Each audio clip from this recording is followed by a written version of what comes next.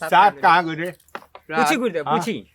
लोला में सारे हूर दे कह देता नहीं साला बीता 6 महीना से साला पढ़त हो गए रे 1 से 10 लगी तीन आए सारे ना गुरुजी हाँ हम बहुत ही सुननी है अच्छा अपने आँखियों से देखनी है अच्छा कहाँ देख रहा न्यूज 24 पर न्यूज में का एगो ऑटो के पलटने के वजह स्टार्ट के मौत हो गई गुरुजी ल सतवा मर गई।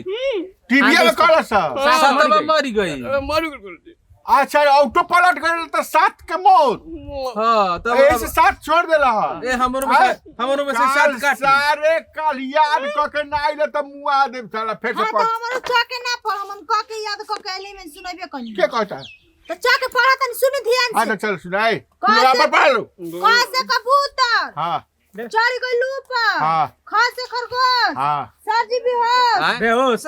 ए ई कहां लिखल भाई कहां लिखल बहु अपने मन थे बोलती अपने मन थे ए कनी खेला तरतिया बिगड़ा हो गई बड़ी सही ये गुरुजी खाली हाउ बिगड़ा बिया। हां तू पढ़ के सुना गुरुजी आ मने आ मने आ ई मने ऊ मने ऊ जाई हम हां उल्टा लागल बतारा संग में जाए मैं सर हमरा काट दे रखो ले ए जल्दी आ लो सरजी हाँ।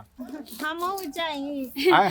गुरुजी हमनियो के जाए जा जल्दी आ जाइए जल्दी जल्दी का आज मैं बस संग हम गुरुजी आईनी और गोईनी आए कोई नहीं और आईनी ऐसा जालो ये सब रोके के चीज ना है बाबू ये सब ना रोके के चीज है किडनी खराब होला ऐसे बहुत एथी कैला की जरूरत नहीं है अनु चलो गुरुजी फिजिक्स में देखल जाओ। हाँ फिजिक्स चलो ए फिजिक्स पढ़ याद फिजिक्स कर जहिया कुमार रहलू ई करे आज के 26 जनवरी है तैयारी करो ना। सारे 26 जनवरी सारे ये 26 एना हमें गाना याद तैने बानी कौन पर एना 26 जनवरी पर हाँ तो गाओ गाओ मेरा मुल्क मेरा देश मेरा ये वतन थांती ता उन्नति ता प्यार ता तमन वाह इसके बात तेनी तारे हैं मेरा मन मेरा तन आए वतन आए वतन आए वतन गुदी 5 रुपया दी आए 5 रुपया तू भीख मांगत रहला हा कि मन उहे 26 करवा जनवरी करेला के- इधर से पढ़ने के बाद उहे करवा करेला। अरे